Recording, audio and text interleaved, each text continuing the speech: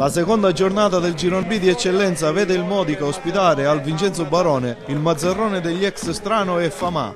Dopo aver osservato un minuto di silenzio in memoria di Totò Schillaci, l'arbitro dà il via alla partita. È proprio Famà al primo minuto a provare un gol in rovesciata, bel gesto atletico, ma Pontè è ben piazzato e blocca facilmente. Al terzo minuto scappa Idoiaga sulla destra, guadagna un calcio di punizione, lo batte Maimone dalla destra, sinistro potente, Barbagallo si rifugia in corner.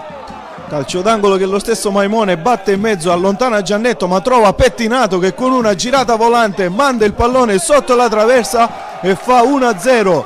Secondo gol in 2 partite per l'ex Vittoria che va a festeggiare davanti ai propri tifosi. Dunque cambia il parziale al terzo minuto, il Modica è in vantaggio sul Mazzarrone. Qui vediamo l'abbraccio collettivo della squadra a Pettinato.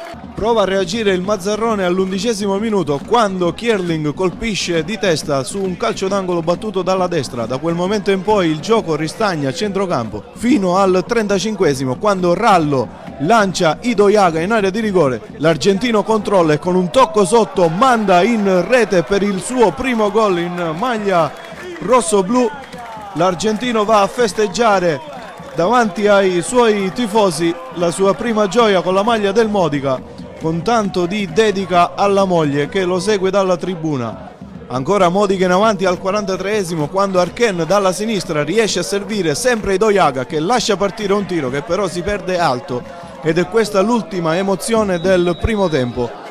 Nella ripresa parte forte il Mazzarrone, punizione dalla destra, Giannetto colpisce di testa, respinge Pontè, lo stesso Giannetto ribadisce in rete, dunque riapre la partita.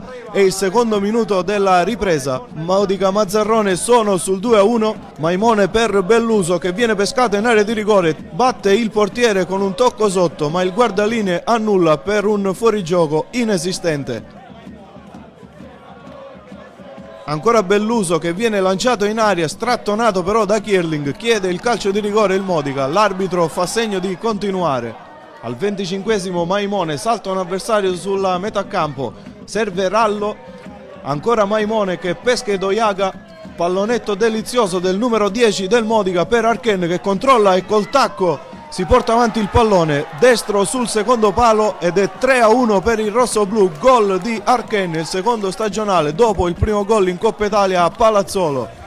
Ultima occasione del match al 39° quando Vitelli serve Incatasciato che entra in area di rigore, lascia partire un sinistro però centrale e debole, facile la presa di Barbagallo, dopodiché arriva il triplice fischio del signor Curro di Messina che decreta la prima vittoria in campionato in casa per il Modica di Pasquale Ferrara, con i rossoblù che vanno a raccogliere gli applausi del proprio pubblico e danno appuntamento al prossimo match interno contro il Vittoria.